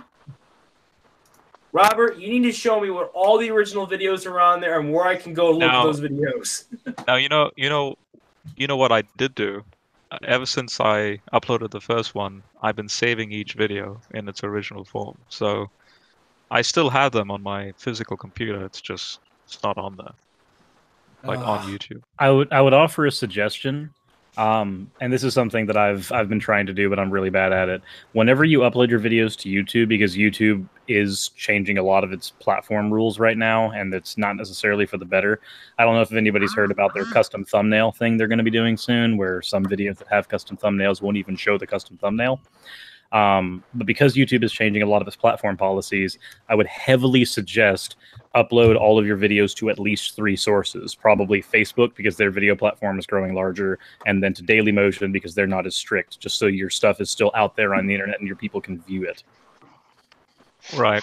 Yeah. I mean, and then the last resort, I think, is like Google Drive, where it's just there as a private sort of thing. The But thumbnail thing is if you have to have a certain... They're going to make it where you have to have a certain amount of subs to be able to upload custom thumbs. No. That's already been a thing they've been working on. The thing they're doing right now is that a certain percentage of YouTube content creators, I think it's like 0.3%, they're going to randomly start making it to where videos that you have that do have custom thumbnails are going to show as if they don't. They're just going to show bits from the video itself instead, and it's going to be completely at random. Now, what's the point of what would be the point of that? They're trying to do it as a method of equalizing, so that people who can't put in the time to creating custom thumbnails can get more view time. That's dumb. Yeah, the way that I see that is, one, you're using YouTubers as guinea pigs, because part like my grocery bill is completely revolving around my YouTube channel. So I'm like, that's stop getting lazy and make their own thumbs, and that's how I would say it. Like, if you don't want to make your own thumbnail, that's fine. Get somebody to do it, or you can use like TubeBuddy that actually does have a thumbnail maker in it. Yeah, like you have options. You have options. By the way, so you guys. Whoa! What in the heck was that? Do you guys like the direction YouTube's taking, or do you think it's? Ever since YouTube had that stupid policy on the hate speech policy, I already knew this was going to happen. I got to find another channel. Should we allow hate speech? The videos I had are not troll videos. Like, literally every video I've uploaded is some form of. It had an academic flavor to it, and I don't understand why that's. By the way, the video tonight is not monetized. I blame you and RCA. There you go. By the way, just want to point out, I got some interesting person that ended up tweeting me on Twitter to a stream that Red Pill Religion did, something called Red Pill Religion Philosopher. I have no idea who this person is. They just apparently just randomly tweeted me saying, tagging me in the link, and then saying that it would be worth my time to watch that stream. And this was done while I was doing the discussion, by the way. So wait, was it Mr. Brass? I highly would doubt that he would want to, after he blocked me, would want to like just send me something. It just simply was Red Pill Religion Philosopher, which I don't know who would go by that number or that name. Anyway, Habibis, I'm out. You've said that like earlier, like all right, let's make that official. For some reason, there's this gravitational pull. Like, the gravitational well in this hangout is so strong that I'm barely making it out of here. You are a pendulum and we are a mountain. Let's just face it. If we're talking about magnets, you're attracted to me. It's the black hole of the hangout. The way you said it with your eyes, Steven. It's the black hole of the hangout. Anyway, we'll see you later, man. Take care.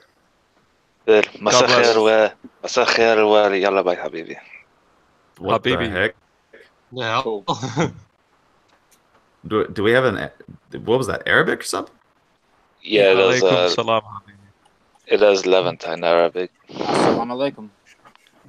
وعليكم السلام ورحمة السلام. Oh, goodbye. No, for goodness sake. All right. That is a noise I'll never be able to unhear. I think I'm going to have to jump out on that too. In order to get that out of my head, I'm going to watch anime. Good. By the way, Oh my God. but hang on a second. What the heck? Can y'all hear me?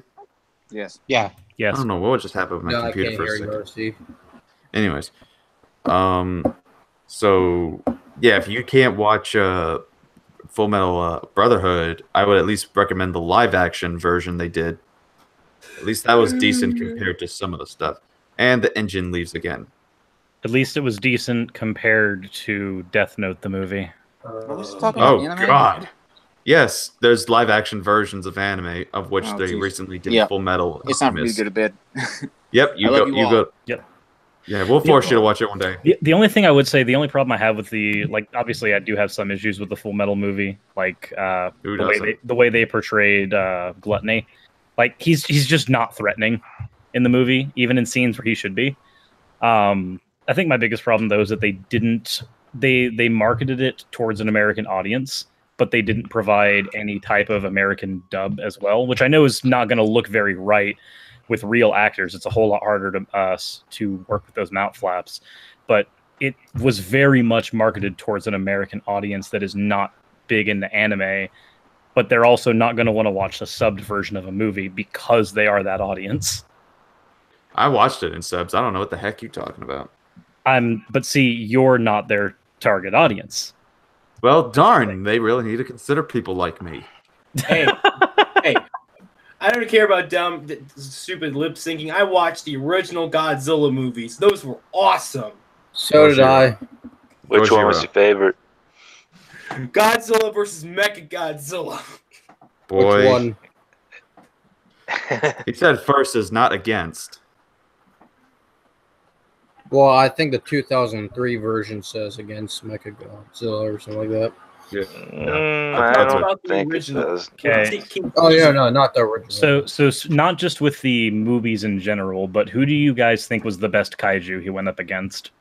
Okay, the best kaiju he went up against, Destroyer, the best one. Really? The one. Yeah. That thing was powerful. I know that there's like, whenever I talk to Godzilla fans, most of them seem to say Mothra. Well, Mothra's a given, but I'm talking about just like out of things that things besides Mothra. What about Gamera? Oh, that's a good one. Or which one did you say, Christian Man? Destroyer. All right, well, or Space Godzilla. Oh, that's another one. King Ghidorah. Oh yeah, King Ghidorah, Godzilla's famous enemy. King Ghidorah wasn't. Oh no, yeah, that's all right. Don't say anything disrupting what my thought was, man. I will shank you. Trigger me and I shank. By the power of Jesus Christ in anime, he will shank you. No, just anime. I'm not gonna be like that one crazy kid. But that is like one of the best memes if you want to be cringy. Yeah, I'm trying to figure what was going on that day. Violente. Yes. Dang it! What the heck keeps happening with engine? I see like multiple times where it's saying white engine joined, white engine left, white engine joined, white engine left. I'm seeing like multiple things where this thing is just popping up on. The internet must be crapping out. Well, darn. Or as Goofy says, Garsh. John, are you challenging me? Oh yeah. Oh my gosh. Okay, are we doing doubles or are we doing singles? Well, this one I think you can only do singles. Did you download this before? I've played it before back in Gen 4. What the heck is going on? Oh, I stopped challenged. John has sent me a private message on Twitter asking if I like Pokemon. I responded with an affirmative, to which he has now sent me to a battle simulator. So I think we're going to have a Christian versus atheist Pokemon battle. I think that's what's happening right now. For the fate of who wins and who is considered correct on this debate of does God exist, it will be between a Pokemon battle. I'll use my 6 team of Arceuses, so that'll literally weird. My God team. No. You and I are playing singles OU. We are not doing Arceus. I will gladly do. What was your favorite gen, John? Well, this one has all the gens, but yes, but you can do an OU bracket from any one particular gen with this. I'd probably like to send me a link to that because I'd like to join. Here, I'm just gonna send this on the Hangouts. Thank you. Yeah. My favorite gen was Gen 2, and I enjoyed competitive battling in Gen 2. Yeah. After Gen 5, I started to lose interest and stuff. But I found this the other day. Well, a few months ago, actually. Okay. Now let me.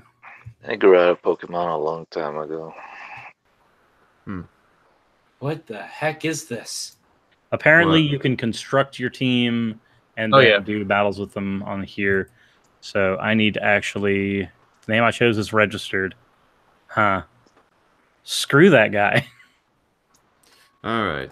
Let's. Robert Freed hasn't said much since he's been on here. How are you doing? Oh, good. How are you? And RZ? Better than I deserve. Did everyone see? I will always respond to that, by the way. Better than I deserve. Okay. I saw bits and pieces of the discussion or the debate that you guys are talking about. I just thought, meh. Yeah. Yeah. Fair enough. I'm just gonna say this since he's still in the audience watching. I hope that one day, and I'm gonna keep pressuring him until he gets to it. But of course, he needs to take his time because I don't want to scare him away. To get Ave, the new moderator, to join one of these hangouts. I have tried for about 2 to 3 weeks. Still no progress. Still have White Engine having to drop out. I don't know what's going on. I think it might be internet issues. We can't even prove the White Engine exists at this point. I see hair, so Steve partially McRae doesn't exist. I see hair, so I think there's more evidence for White Engine's existence than Jesus mythicism. But point There's someone being, in the house killing him, I bet, and he's trying to get online and say, "Help me!" Engine, can you hear us? Yeah. Who's trying to murder you, Engine? It's Steve McRae. Engine, can you hear us? Well, that's actually why Kyle left, I bet. Let's see. So I've seen you guys in Max Colbay's hangouts. Hi, Robert, and hi, JMD Apologetics. Hey. I haven't been on Red Pill in a little while. I've been trying to start on my own kind of like podcast or live discussions. Vaporeon is banned in OU? What is this madness? Hey, Rob, for some reason, Engine apparently says the link's just not working. So for some reason, he thinks that if you copy it on your thing and send it to him, it'll work. Gun. Okay. Try sending issues. it to him. Oh, Alright. sure. So, which gen are we doing? I was thinking about Gen 2, but I'm concerned as to why Vaporeon's banned. This is madness. Well, Vaporeon technically isn't in Gen 2. Well, no, Gen 2 would include everything from Gen 1 and Gen 2. Oh, okay. Yeah, apparently for him, it keeps saying that when he gets in here, it says that the hangout has ended or something like that. That's weird, especially since we've been able to see his camera once or twice. Yeah. Hello, Engine, can you hear us? Oh, are you just picking Pokemon from Gen 2? Because technically, I think it gives you all 7 options or 7 gens. It gives you all 7 options, but wait, hold on, John. Do you study like competitive Pokemon battling at all? Is that with the EV and IV stuff? Well, not just that. That's a segment of it. One of the things is that there's also brackets. Like there's retro brackets that are Gen 1 or Gen 2 exclusive, and they're considered their own. Like they're considered their own monsters as far as meta and everything else. Yeah. All I remember is the action replay and how you would just hack everything from my old days with those games. I remember the days when I was not allowed to watch Pokemon. I remember the days when I was a kid. I do. Same here. I I used to- miss the old days. I used to be an addict to Pokemon. Let's see. So, do you want me to just use Gen 2? So you were injecting Pikachu up your arm, basically up your arm. the entire I time? went to a Christian private school, and they sent me a letter in the mail that said that if my mom let me watch Pokemon, I would burn in hell. And that was in my first grade year. Wow. Oh yeah, clearly the Bible talks about that. You can't, I found the passage right here. Thou shalt not engage with the Pikachus and the Bulbasaurs, lest thy burn. There it is. Found it. If you worship Arceus, then you may have problems. All right. So, are we doing any? Let's discuss. Since we had gone over some of the issues, Mr. Christian Man. Yes. Tell us more about your new show. Have you had a name picked out yet? I'm open to suggestions. Well, you heard the man. I was thinking Christian Republic. That sounds more like you're just trying to foil Atheist Republic at that point, though. Oh, And their Oh. thing is not about having discourse between two, and that's what you're trying to do. Oh. So you would be foiling, or you would be presenting yourself as the foil to an organization that is not trying to have discourse to begin with. Yeah. Yeah. I wasn't even trying to go with going against Atheist Republic, man. I know. Christian Democrat. I'm just letting you know what the connotations of that would be if you were to go with that. Okay. But by the way, so Ave the furry just said, "Surus, are you serious?" So now he's jumping on that bandwagon. Hmm. Oh, do you approve or not? Well, I can let him know that I can find his coordinates, and I do have hammer intercontinental missiles that will be firing and may or may not miss. What are you, Thor and the rest of the Avengers? I don't know. No, Thor and Iron Man. Let's just put it like that. That way, it just actually sounds cooler in a mix. It's actually Thrall from the Warcraft franchise. What the fuck? Did someone say gay as soon as you said that? That would be my girlfriend because she likes trolling. Yes, that's because she likes trolling me. Well, then I like her even more. But with one, she trolls me all the time, if not via voice, but by just randomly being in my background when my camera's activated. Sometimes asleep, and then other people can blame me for killing her when that is happening. Okay, Abe says, "Bring it on." He has a furry wrench. Hey, I helped customize that furry wrench. I provided you the smartphone app that got you to fur affinity easier. And I got you the cup holder. Christian, Somehow. no one cares. I have a feeling that I'm going to be doing all of my recording and editing tomorrow. That's fine, though. Well, at least you got to spend it with us. Can you say you regretted it? I can't say I regretted it. I was already on the fence about whether or not I was going to be doing the whole video tonight or splitting the work between 2 days, and now I'm just going to do it tomorrow when I get off work. Okay. Which is fine, because I already did the research for the video today, which was the part that sucked. Okay, so keyboard debate. Nah, sounds too generic and bland.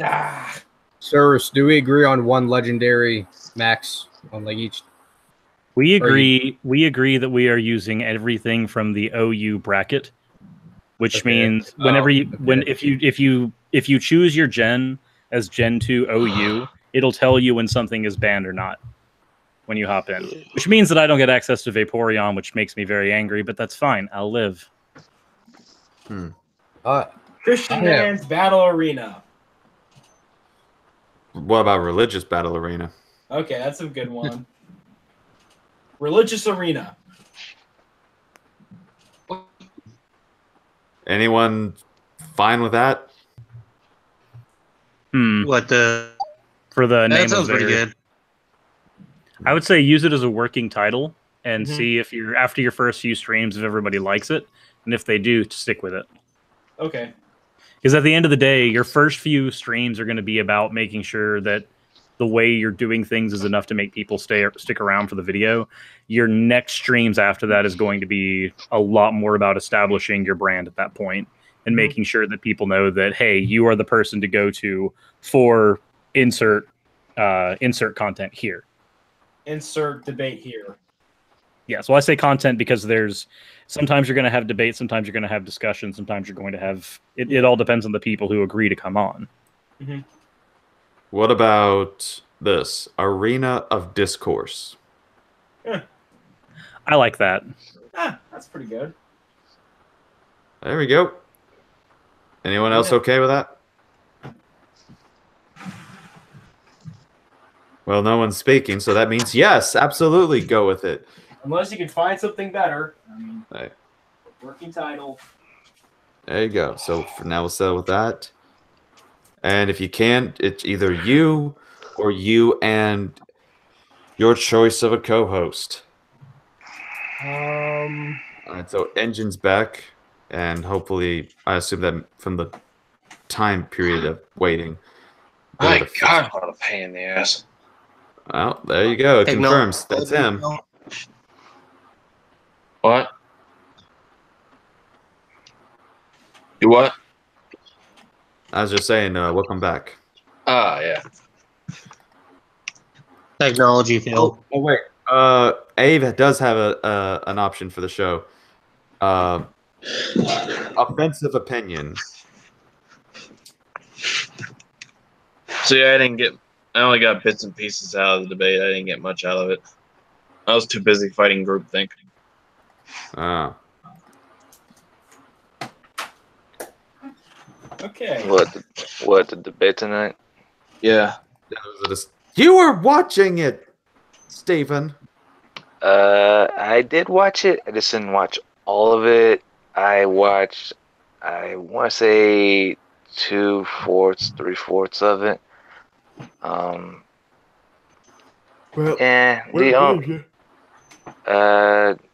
Basically, Mr. Atheist and Scholar of Fiction. That they were just typical neo-atheist mentality, just one ear out the other. Let me just say this. Can we just all agree that the Quran is an abomination? I wouldn't say it's an abomination, but I'd say it's more plagiaristic work. Yeah. I just think it's wrong.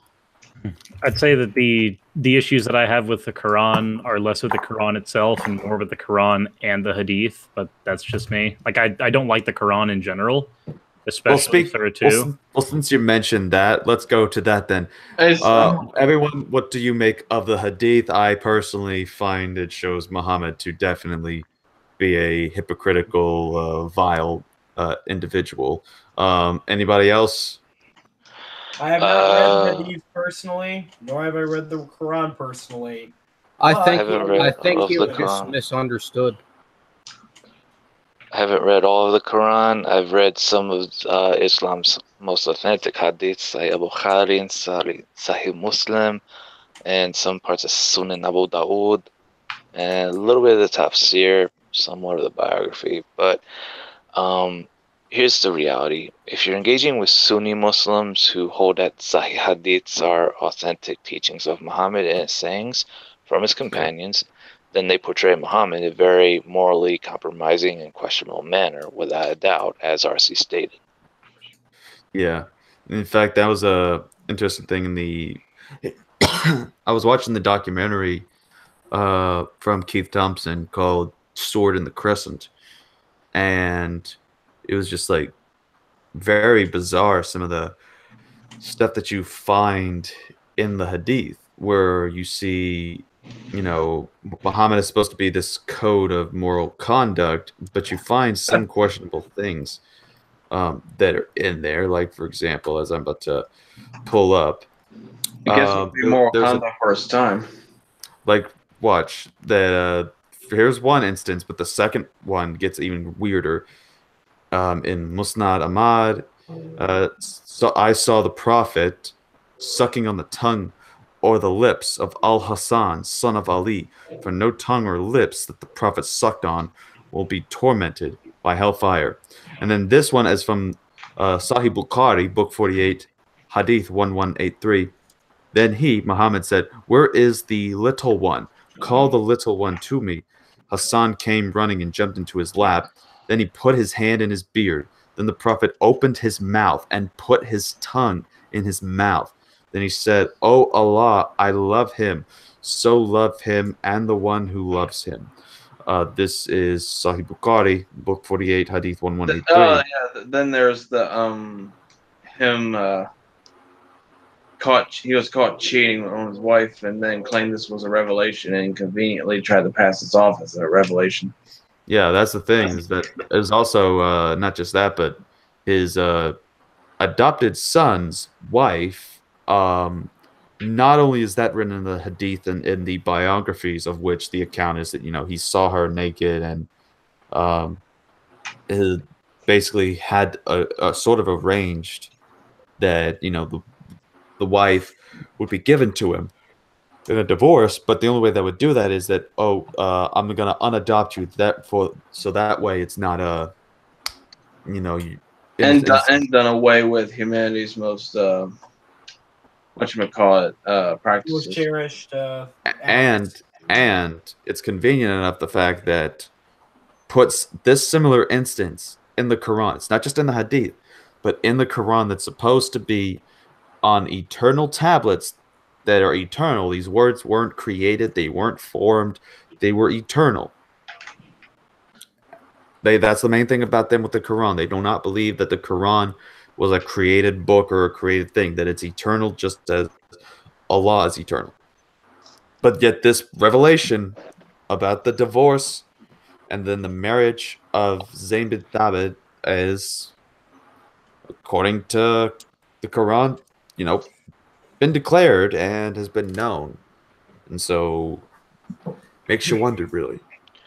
Well, therein lies the problem. If they believe the Quran is uncreated and is in a tablet in heaven next to Allah, does that make the Quran eternal and co-equal with Allah? Exactly. I love when Muslims try to compare Jesus to Muhammad. Well, the thing is they can't, because the Quran talks more about Jesus than it does Muhammad. Muhammad only gets mentioned 4 times, and Jesus gets mentioned several times in the Quran. And the thing that's just sad is also how they deny history, and they'll say that those who are against them are the ones in denial of history. And that's what's sad about Surah 4, Ayah 157, in which they say Jesus was never crucified, but it was made to appear as if he was. Oh, and all the folklore from other cultures and stuff like that. Oh, you Right. mean like the sleeping the one story, the sleeping cave, which comes from which then talks about dual carnane, which comes from that Alexander the Great. They believed Alexander the Great was a righteous Muslim. Yes. Even though here's the catch: the tales of Alexander the Great, or Dul Qarnayn in the Quran, they're taken from the Syriac tales of Alexander the Great. Exactly. And there's as Wood says, he's the world's greatest example on how not to do history. Yep. No, actually, that would be Carrier, but yeah. Well, no, Muhammad would be just the same. Well, I'm peacing out, yo. So. All right, shalom, peace out, man. Hope to talk to you more, JMD, and God bless. Yep. By the way, someone mentioned religion roundup or religious roundup for a name. Oh, religious roundup. That's a good one. Or I heard JMD apologetics isn't taken. Oh yeah, JMD, I got some videos recommended you can respond to. I have a few planned out, but I had a name also, Arena of Opinions. But I apologize. Always keep your options open. I'll send them to you later. Yeah, my next one is going to be to Deconverted Man and his misspelled questions. The guy who's trying to debate. Oh my god, you should invite me on that, JMD. Yeah. Me too. Is that the one where you tried to talk about history? Yeah, he spelled it histroy. That guy's always trying to. Invite me to that. Hey, to be fair, I do make a lot of typos myself and a lot of spelling errors myself. Oh well, this how he spelled it Histroy. It's History. History. Whoa! Hold on a second. Did I spell it wrong? I gotta show this real quick because this is ridiculous. Apparently, there is a new group that is showing pride, that is supporting and show off pedophiliac pride. I kid you not. Look. Pride parade? No, I'm talking. Look. So and this is the longer messages, of course, in this thing here. But apparently, there is something where it says that someone wearing these colors, like how there's different colors in the spectrum. Apparently, they're taming these colors and are saying that this is the colors of pedophiliac pride. So the pride of loving people that are younger than you. Oh. So for anyone that is on social media or anything like that, keep an eye out for anyone that is flying these out. Well, Or- as I predicted, pedophilia is going to be the new gay rights. Ooh. CA, send me that, okay? So just in case I see any of that stuff. Yeah, because I know some of y'all folks are on online, so I'll make sure keep an eye on people. I'll make sure that y'all are aware.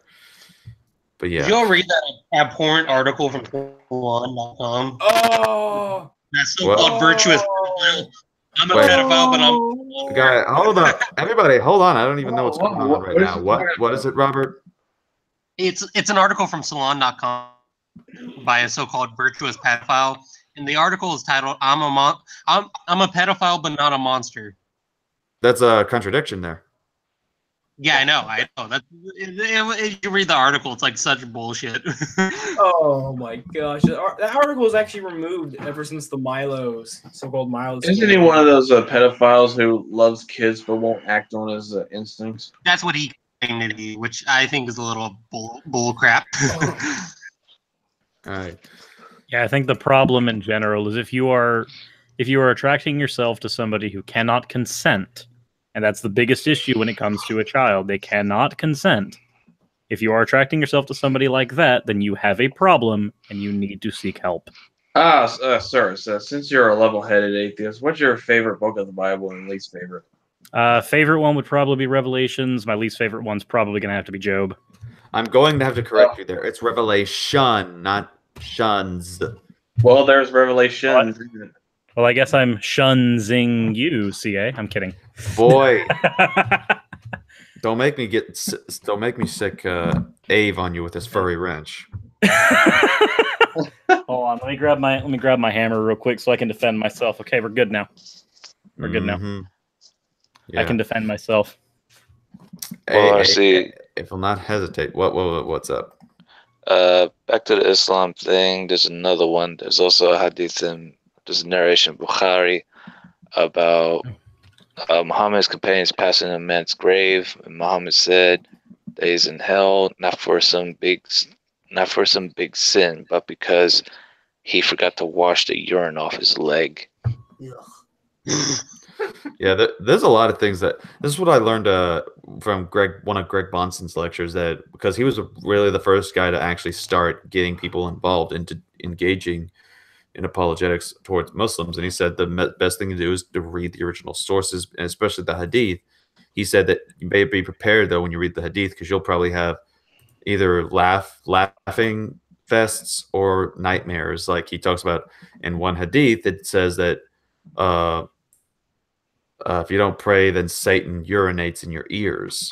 Mm-hmm. Basically, he tells this to a class that's just hearing this for the first time. He also says that Satan looks like a black man. And they say that Islam is a religion of tolerance. The classic religion of peace that George W. Bush said Islam was. Well, there's also a narration in the hadith where Muhammad sells 2 black slaves to free an Arab slave. Yeah. Doesn't he refer to black people as raisin heads in the Quran or something like that? He's referring to Ethiopian specifically, but yeah, it's still a derogatory term. Racial thing. Yeah. There's also a slave he had that he made carry heavy loads, and he called him a ship. Yeah, but wasn't one of the first Muslims slave he freed though? One of them was a Muslim, freedman, but here's the problem: Muhammad still owned and sold black slaves. And I just want to mention, I feel a little happy right now because at least Ave tried to join, but he doesn't have enough storage on his phone right now to pop on in. But he says he'll try to download it as soon as he can one day and join up with us. So that makes me kind of happy. I'll be glad that I see my boy. Kind of Someone in reminds this- me of those who worship Che Guevara and Nelson Mandela, even though they had skeletons in their closet. Wait, what? Oh, you're talking about Che Guevara? Yeah, him and Mandela. I don't know so much about Mandela, but Guevara was horrible. You should see Stefan Molyneux's vids on them. Well, I don't know about Mandela, but Guevara was horrible. He personally killed something like 15,000 people, and one of his infamous quotes was "Papa, I love killing." He did love killing. Not as much as the Before he started killing people, he was mutilating animals for kicks. What were you gonna say, Christian Mail? I was about to make helicopter meme jokes, but anyway. I would have, at least say how many people did they kill? How many people did this person kill in terms of the abortion? Well, speaking of how many people somebody can kill, I think it's time for me and JM to have our battle. I'm just waiting for him to respond. Well, I'm gonna head out, y'all. I gotta get ready for work tomorrow. Yeah, but it's probably several people are heading out. It's probably a good time. I mean, it's 1:10 in the morning, so it'll probably be a good idea for just to call it a night. Yeah, it's 2:10 where I'm at. Yeah, it's 2:10 for me as well. Holy crap, that's loud. Ah, dude, you okay, Cyrus? I mean, yeah. Cyrus, seriously, are you okay? I just had to do that. I need to lower this. Okay, that's so much better. This website is way too loud. Ow. Okay. You can only blame yourself. Yeah, I was ill prepared for what I just had to deal with there. All right. Anyways, thank y'all for tuning in and watching and tolerating us through this lame late night edition of just I shall chilling revive out. the dead memes. And of course, check in and subscribe to Christian Man for his new show that he will be doing, and we'll see how that turns out for the debate. Don't know what it's going to be called yet because he did say mine sounded good, but then again, that religious roundup sounded good as well. So we'll see what it turns out to be and keep y'all updated. But until then, this has been RC Apologist. Take care.